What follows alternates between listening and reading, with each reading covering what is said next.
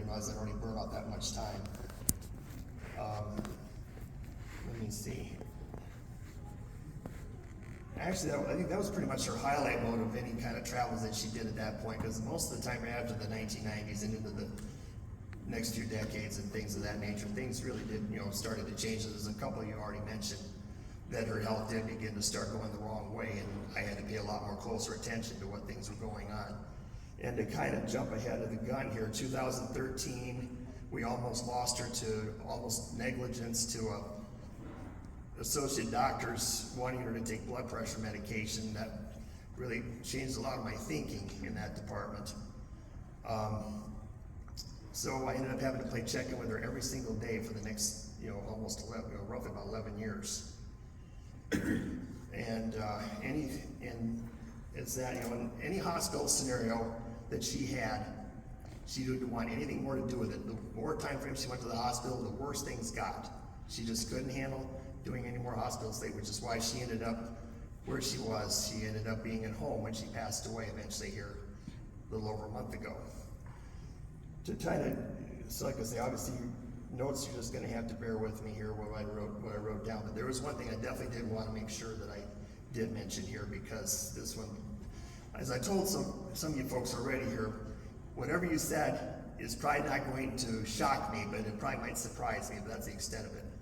Well, when I was going through her paperwork, trying to track down her will and all the other things that I did discover, here's an envelope that is sealed shut, has my name on it, with her stamped return address.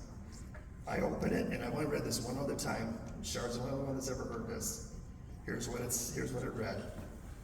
And this has actually been amended here since this was originally written, but I'll tell you. It says, "My dearest son, I came into the office early this morning in order to have a few quiet minutes before starting work and to write a few letters to those the closest to me. Please do not be sad when you are reading this. It is only intended to give you some of my thoughts on arrangements that I want you to make if it should be necessary.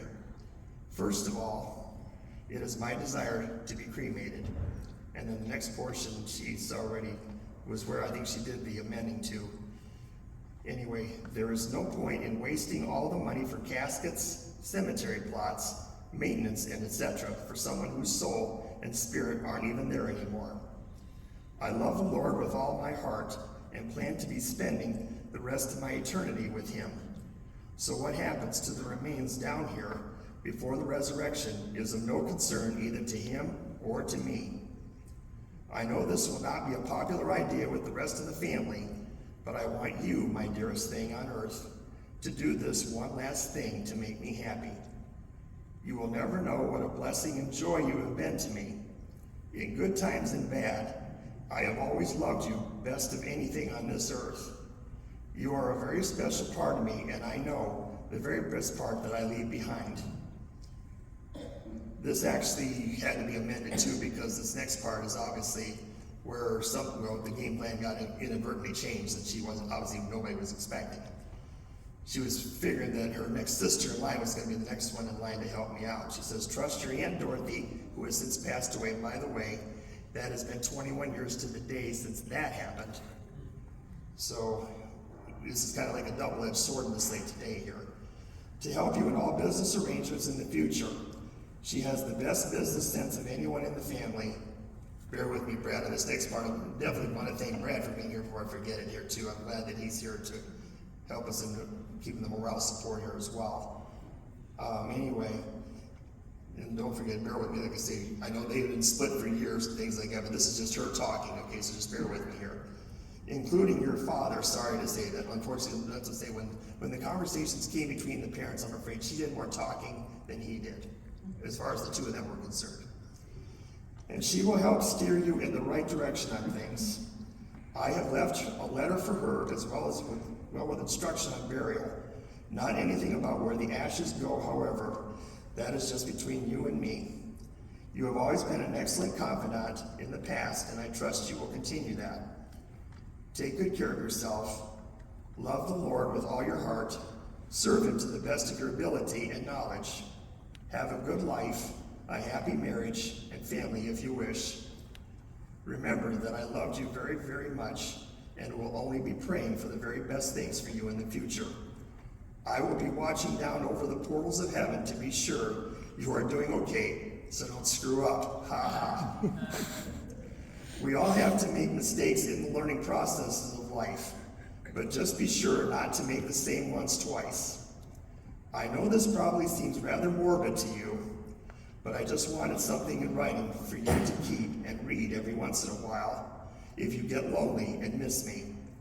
Don't grieve for me. Just be happy in the good times we've had.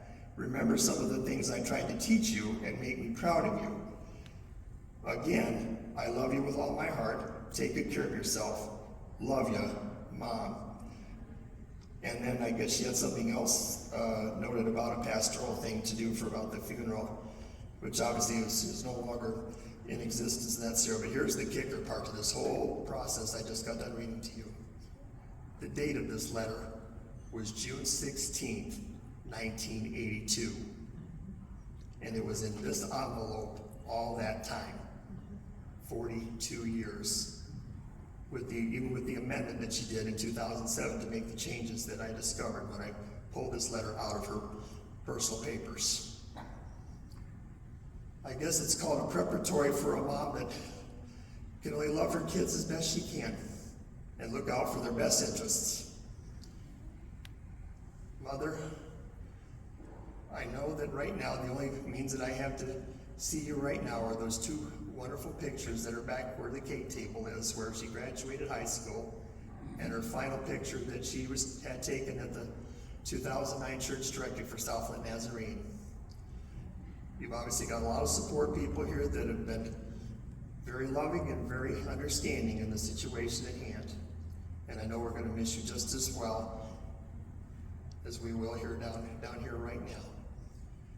Thank you for everybody being here again. I do appreciate all your support and all your love and your care. We'll try to do the best we can to try to get through this as much as possible. Keep us in your prayers. I think most of you probably know what the circumstances are surrounding what's going on at the present time in my slate. She unfortunately did not make the wise decision mode of us getting myself signed on to our house. I have to go through legal process to take care of it. So please keep us in your prayers. It's probably going to be a good long road that we're going to have to deal with in order for that to get accomplished. I could probably stay looking over one more thing before and then I'm done. I could probably look over at my younger sibling, who was probably from the second marriage of my dad's, that all of the process things that he had to go through when Dad passed away, I'm proud to say, are all taken care of and all set and ready to go for someone else to take over.